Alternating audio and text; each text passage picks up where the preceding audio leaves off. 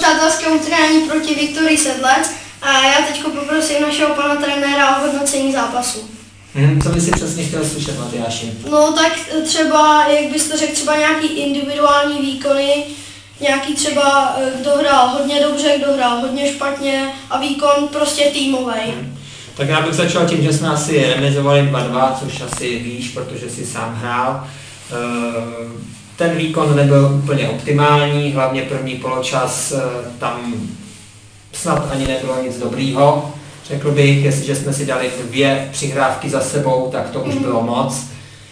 Ve druhém poločase nastalo takové mírné zlepšení, ale pořád jste to odehráli prostě tak, jak bych si to nepředstavoval.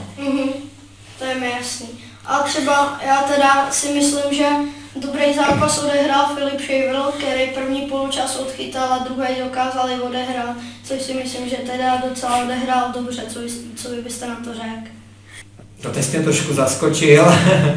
Já si to zas až tolik nemyslím. Filip sice dobře zachytal, ale očekávám od něj víc, to znamená, že jako brankář víc bude podporovat obranu i prostě tu útočnou snahu a rozhodně potom, když hrál středního záložníka, od něj bych viděl víc pohybu v té střední záloze. To já bych si teda taky myslel, že v tom chytání má trochu malý rezervy, ale tak já si myslím, že docela je statečný, když šel ještě potom zkusit to do pola. Tak určitě bylo to jeho přání, on i Filip rád hraje, má rychlé nohy, takže určitě jakoby v poli je dobrý, ještě by mohl zlepšit právě ten pohyb po hřišti a pak by to bylo ještě něco lepší.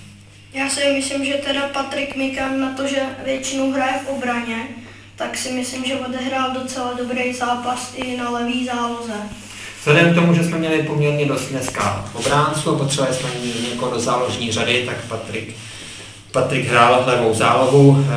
Překvapilo mě, že vlastně po celou dobu, co tam byl, tak to byl po fyzické stránce to hrál velice slušně. Co jsem o něj postrádal, bylo to, že nehrál to tak tu hru jednoduše, hodně jakoby vodil balón, místo toho, aby si ho narazil a tím vlastně zrychlil ten přechod do útoku. Takže tam zase, když už jako trenér to mám hodnotit, tak tam jsou určitý rezervy. A jinak jakoby z celkového pohledu z mužstva, tak Patrik patřil k těm lepším hráčům. To si taky myslím. Tak já si myslím, že už by to mohlo být všechno. Moc děkuji za rozhovor.